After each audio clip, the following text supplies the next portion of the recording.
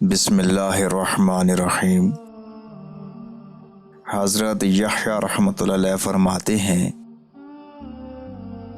بندے کا گمان اللہ تعالیٰ کی رحمت پر اسی قدر ہوتا ہے جس قدر اسے اللہ تعالیٰ سے معرفت ہوتی ہے۔ نیک اعمال سے نیک گمان پیدا ہوتا ہے اور برے افعال سے برا گمان پیدا ہوتا ہے۔ دنیا میں کسی سے دشمنی نہ کرو، کیونکہ اس سے زیادہ سخت شے اور کوئی نہیں ہے۔ ایک بار آپ کے مکان کا چراغ گل ہو گیا، آپ نے اس خوف سے رونا شروع کیا کہ کہیں ایمان و توحید کا چراغ بھی اس طرح بے نیازی کی ہوا کے جھونکے سے گل نہ ہو جائے۔ زیادہ کھانے سے نفس قوی ہوتا ہے اور عبادت الہی میں کمی واقع ہوتی ہے۔ درویشوں کو تواضع کی نظر سے دیکھ، نہ کہ غرور اور تکبر کی نظر سے۔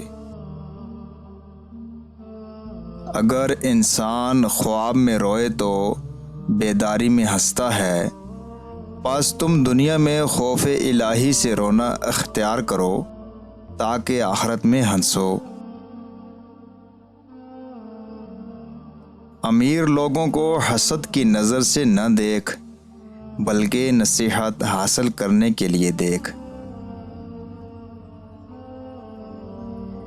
ایک دفعہ کہنے لگے، خداوند جو کچھ مجھے دنیا میں دینا ہے کافروں کو دے، اور جو کچھ مجھے عقبہ میں دینا ہے مومنوں کو دے۔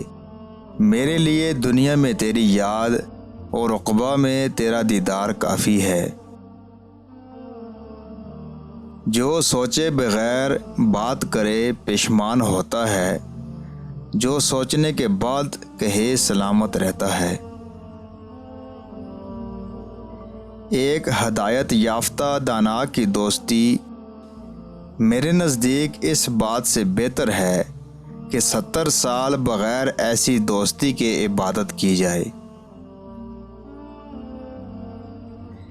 اگر عبادت پرندہ ہوتی تو نماز اور روزہ اس کے پر ہوتے۔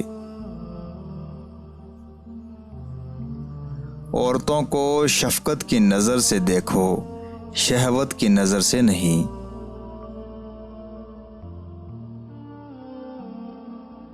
آپ سے مریدوں نے خوف و رجا کے متعلق دریافت کیا۔ آپ نے فرمایا، یہ ایمان کے 2 رکن ہیں، جو شخص انہیں ترک کرے اس کا ایمان کمزور ہو جاتا ہے۔ خائف علیحدگی کے خوف سے عبادت کرتا ہے اور راجی وصل کی امید پر عبادت کرتا ہے۔ اور فرمایا، عبادت بغیر خوف و رجا کے کامل نہیں ہوتی، اور خوف و رجا بغیر عبادت کے حاصل نہیں ہوتا۔